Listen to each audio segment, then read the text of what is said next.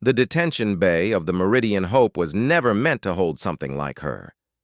Isabella pressed her face against the reinforced observation glass, watching the creature pace in tight, agitated circles. Russet fur covered her lithe body, and her ears, pointed, tufted, unmistakably vulpine, swiveled at every sound. When she turned, her eyes caught the light like molten copper, filled with an intelligence that made Isabella's breath catch. "Dangerous specimen," Captain Reeves had declared when they'd pulled her from the wreckage of an unknown vessel drifting near the terminus gate. "Attacked 3 crew members before we got her contained." That had been 6 days ago. 6 days of the foxwoman throwing herself against the energy barriers, snarling with a voice that was almost words but not quite.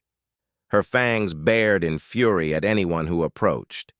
"You shouldn't be here alone," Marcus said, materializing at Isabella's shoulder.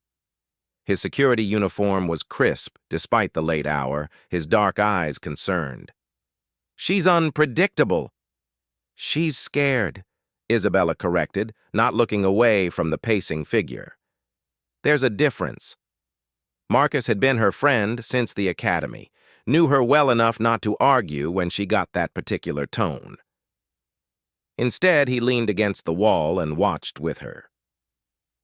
Xenolinguistics still can't make sense of her language. Hell, they're not even sure she has a language.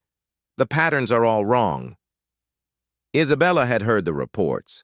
She'd also heard the undercurrent in them, the suggestion that perhaps the foxwoman was just an animal, despite the crashed ship, despite the technological fragments they'd found.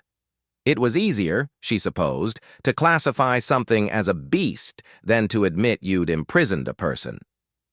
"Her ship had a name," Isabella said quietly, "etched on a fragment of the hull. Did anyone try speaking it to her?" Marcus frowned. "The symbols were untranslatable, just geometric patterns." "Show me." He pulled up the image on his datapad, and Isabella studied the flowing lines.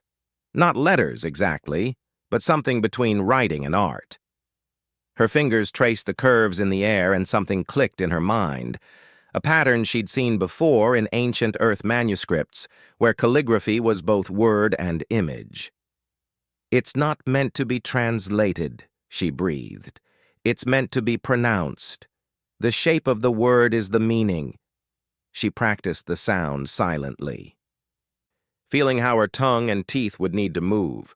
A soft, lilting syllable that started in the throat and finished with a near whisper. Then she stood, walked to the containment door, and spoke through the comm system. "Kira Thisain." The foxwoman stopped mid-pace. Her ears swiveled forward, locked on Isabella's position. The snarl melted from her muzzle, replaced by something that looked almost like shock. She moved slowly toward the glass, her movements no longer predatory but hesitant, disbelieving. "Kira Thisain," Isabella repeated, softer this time. The foxwoman, Kira Thisain, if Isabella was right, pressed her paw against the barrier. Her claws, which had seemed like weapons before, now looked almost delicate. When she spoke, her voice cracked with emotion. The snarling tones transformed into something melodious, questioning. "I think that's her name," Marcus whispered, awe in his voice. "Or her ship's name, or both." Isabella placed her hand against the glass, matching Kira Thisain's gesture. "We need to release her." "Bella, she attacked. We pulled her from a shipwreck, threw her in a cage, and tried to dissect her language like she was a puzzle to solve, instead of a person to talk to." Isabella turned to face him. "What would you do?" Marcus was quiet for a long moment. Then he nodded. "I'll need authorization from the captain." "Then let's get it." Captain Reeves was less enthusiastic. "This is a security risk, Dr. Chen." "It's a first contact scenario," Isabella countered, standing her ground in the captain's ready room. "We're not the Federation of Xenophobic Paranoia. We're supposed to be explorers. Diplomats. She's injured 3 of my crew.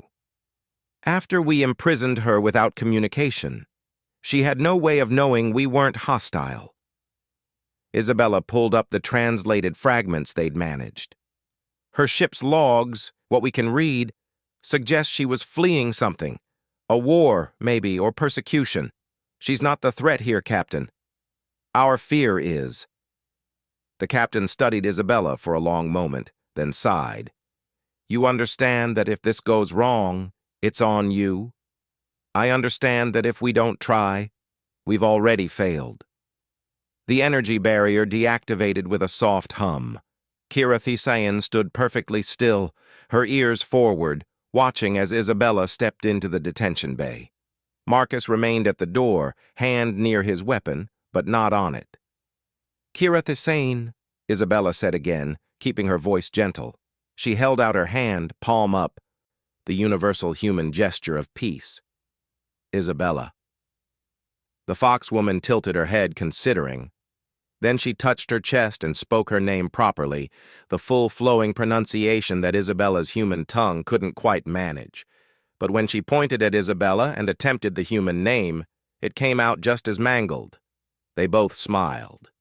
Kira Thisayan moved forward slowly, reaching out to touch Isabella's hand.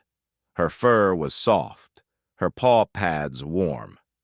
When she spoke again, it was in that same melodious language, but the tone was unmistakable. Gratitude. Isabella didn't need a translator to understand that. We're going to figure this out, she promised. Together. The foxwoman's ears relaxed fully for the first time since she'd been brought aboard. She moved closer, and in a gesture that transcended species, touched her forehead gently to Isabella's. Behind them, Marcus lowered his hand from his weapon entirely. Sometimes, Isabella thought, the most human thing you could do was recognize the humanity, the personhood, in someone completely unlike yourself. And sometimes, all it took was speaking their name with respect. The Meridian Hope had gained more than a rescued alien that day. They'd gained a reminder of what they were supposed to be. A species that reached out rather than pulled away, that listened rather than assumed, that saw people where others saw only beasts. It was, Isabella decided as Kira Thisayan began to teach her the first true words of her language. A very human thing indeed.